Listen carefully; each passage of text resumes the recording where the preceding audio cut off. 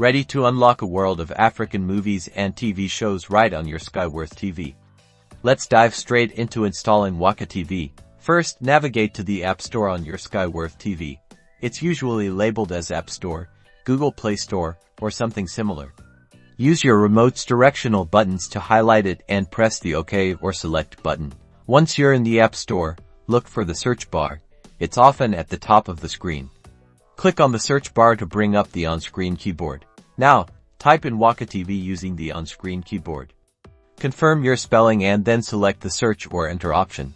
You should now see Waka TV in the search results. Use your remote to select the Waka TV app icon. This will take you to the app's description page. Look for the install button and click on it to begin the download process. The app will now download and install automatically.